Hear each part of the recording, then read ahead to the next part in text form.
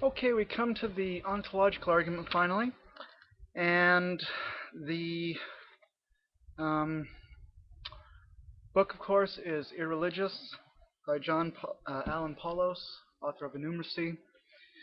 And I actually liked in this chapter, he admits that there are a lot of developments in the ontological argument since the days of Anselm, and he actually mentions Gödel by name.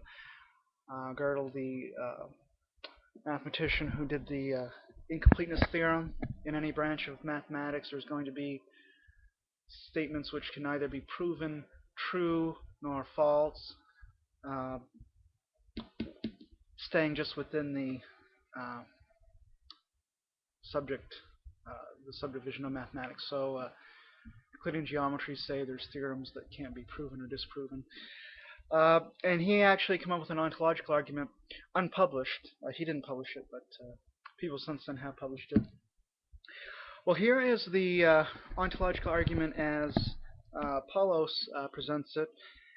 And I have to say it actually is a honest, good presentation of it so far as I can see, an accurate presentation, not a straw man.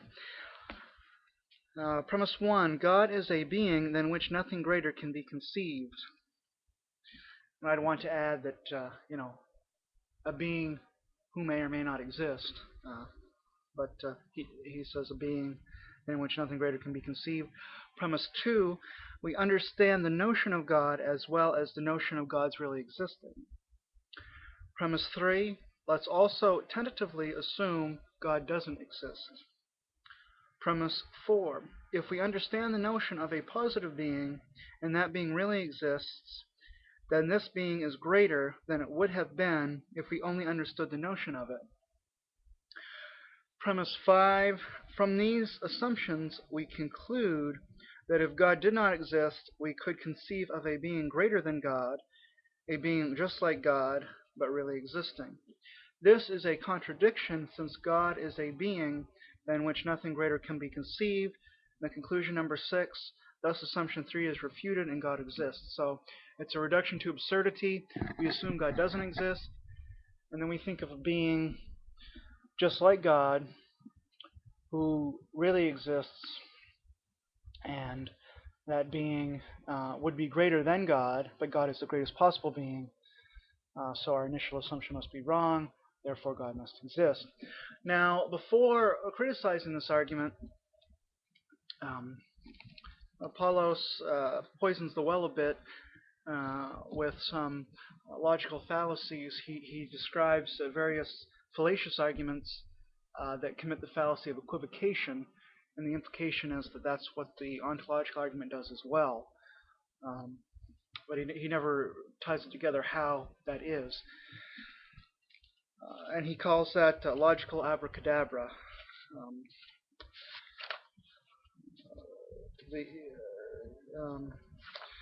Let's see. He uses this sentence is false. That's a self-referential statement, which is meaningless because it's self-referential. If this statement is true, then God exists. That's another argument that he looks at. All right. So he talks about this argument, the ontological argument, and then he quotes from Donald Harrington. I've never heard of Donald Harrington. He's a novelist, and he wrote a book called The Architecture of the Arkansas Ozarks. And this really is way off in left field, but I think it's neat, so I'm going to read it to you. So there's a quote from that where somebody says, quote, "I'm ticklish, therefore I exist. I can't tickle myself, therefore you exist," unquote. So that's a neat argument. I think, though it's tongue-in-cheek, that would be a good argument, I would think, for the existence of other minds, of an argument against solipsism, which people normally say you can't prove that there's other minds. But that would be, I think, an argument for that. But again, that's neither here nor there. All right. So I'm going to read a paragraph where he gives the main criticism of the ontological argument. Although more serious than the ticklish argument, although more serious, Anselm's argument and developments and refinements of it, even that of the logician Kurt Gödel, which I mentioned before, seem to have the same level of persuasive power as the abracadabra argument mentioned above. As David Hume observed, David Hume. As David Hume observed, the only way a proposition can be proved by logic and the meaning of words alone is for its negation to be or lead to a contradiction, but there's no contradiction that results from God's not existing. So that's why he rejects the ontological argument, why Paulos and before him David Hume, apparently. The negation, God does, it is not the case that God exists, or God does not exist. That is not a logical contradiction. So the ontological proof which concludes with God does exist is not really a good argument. Well, the problem with this, and this really is the only substantial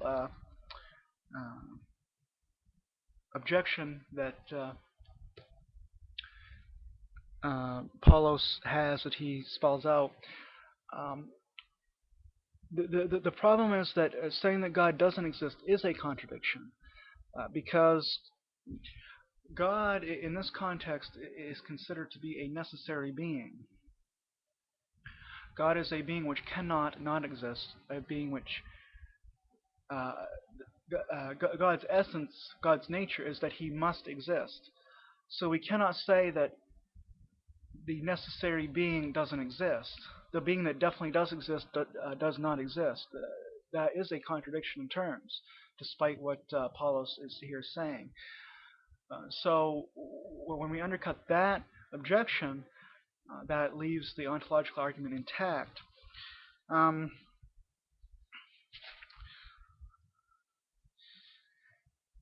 And it's interesting that towards the end of the chapter, Paulos admits that there are no arguments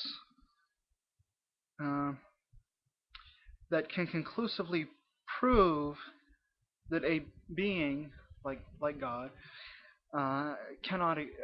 does not exist. So there's no proofs, there's no conclusive atheistic disproofs according to Paulos, which I think that's interesting, that he would admit that, and also admit to being an atheist in the sense that he believes there is no God. That's using his own definition of the term atheism. So there you have it. The next two sections I wasn't going to go over, as I said at the beginning, because they're really not very good arguments. I haven't really heard people use these arguments very seriously before. Sometimes people will use them at the popular level, but they're not really serious arguments that apologists take very seriously. So we'll skip those for now. So none of the arguments that he presents, the objections to the arguments that he presents, none of those really carry much weight at all. And the three arguments of classical apologetics, the cosmological, ontological, and teleological, are not unsound, at least based on what Paulos has said. There's no reason to suppose that they're unsound. He has not succeeded in showing and explaining why the arguments for God just don't add up, the subtitle of the book. And we can be confident that those arguments are good arguments. They're sound, they're valid, the conclusion is inescapable. There is a God. Thank you. Shalom.